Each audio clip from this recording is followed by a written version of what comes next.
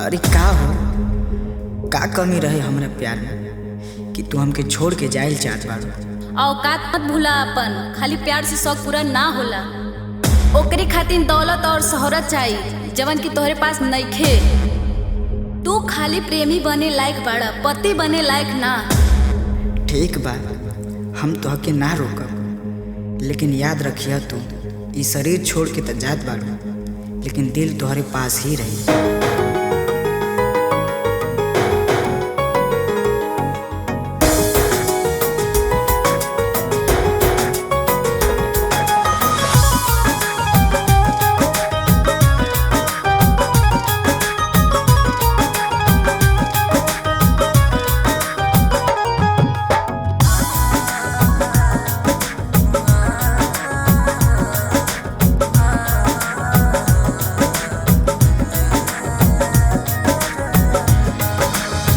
रखल बानी दिल तोहार हम तो संभाल के, रखल बानी दिल तोहार हम तो संभाल के।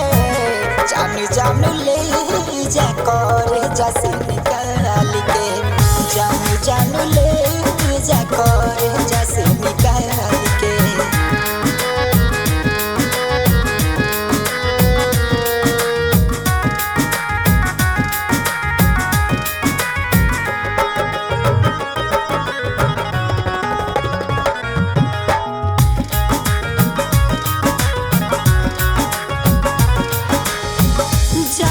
जना जा जहिया हमके पहुँचई चोहरी नचीता जबले घरे न आई।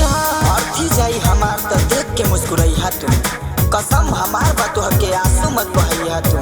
हमार कहानी तोहरे से शुरू रहे तोहरे से खत्म भइल, हमार कहानी तोहरे से शुरू रहे तोहरे से खत्म भइल। खुश रही अपना दुनिया में, हमारा के भूल जाइए। जाई जना जा जहिया हमके पहुँचई जहरी नचीता जबले घरे न आई। केहू से न कहिहा कबहू हमर हे तू हाल के, केहू से न कहिहा कबहू हमर हे तू हाल के।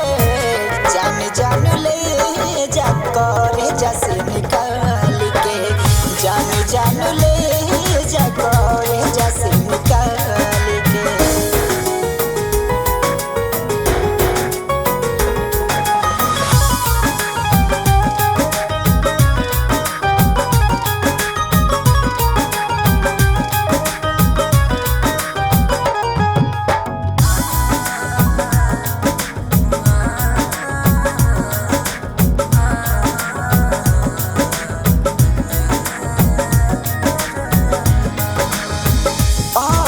तूफान के छोड़ के गइलू दूर हो, कुछ न कहलू कवन भइल कसूर हो।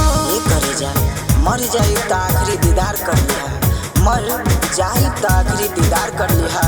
तोहरे गली से निकली जनाजा थोड़ा इंतजार कर लिहा। बेवफा ना कहब तोहके तू हमार जान हो, बेवफा ना कहब तोहके तू हमार जान हो। जीते जीना कहलू तो मरला पर प्यार कर लिया। और तूफान के छोड़ के गइलू दूर हो, कुछ न कहलू कवन भइल कसूर हो।